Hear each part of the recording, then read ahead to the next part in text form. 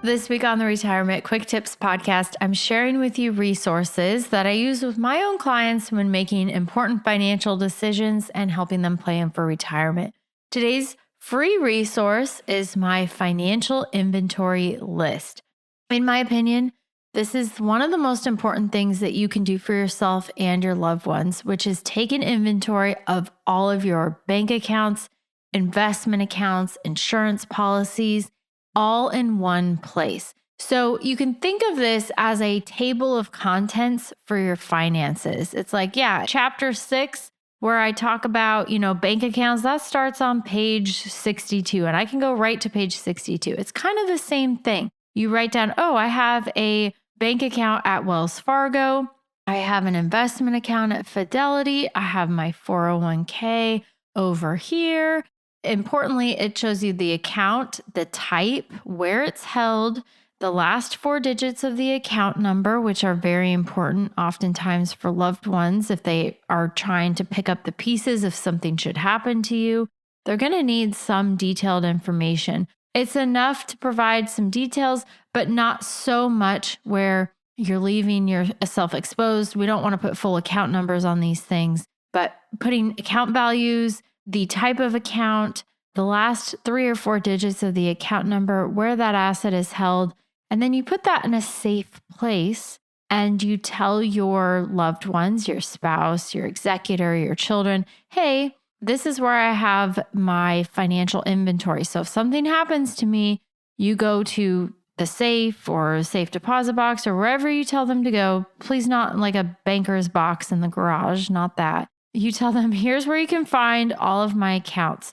I'll tell you from experience in working with clients after somebody passes away, there can be a lot of confusion. They might find a statement for an insurance policy. Does this policy still exist? Maybe you pulled out all the cash value. Maybe you let the policy lapse. Maybe it went down to nothing. There are so many assets and statements that you might have some type of record for, or someone has a vague understanding of like, oh yeah, I think dad worked at this company for a few years. Maybe he still has a 401k. You do not want to leave your heirs, your spouse guessing about where your assets and your accounts are. So it's such a low effort way to provide tremendous benefits to yourself just in keeping things organized, but to your loved ones as well. And unlike organizing your garage, which can be overwhelming, and if you're me, never going to get done, all it takes to get organized with your finances and have everything all in one place is to just fill out this financial inventory list. And you'll use that. You'll list all your accounts, the type, the dollar amount, where they're held. That way, if you die or become incapacitated tomorrow, they will have a complete list right at their fingertips. No digging through boxes or random crap taking months, trying to just piece together where your money is. We don't want that, especially for your family who is hopefully grieving as well. So the financial inventory also has a section to put trusted contacts. Also very important. Who are your trusted contacts? It could be a friend. It could be your attorney, any professional advisor. So this would be an attorney, a tax advisor, your financial advisor. These people are so valuable in the days and weeks following a death or incapacitation because they also have a clue about what assets you have, where those assets are.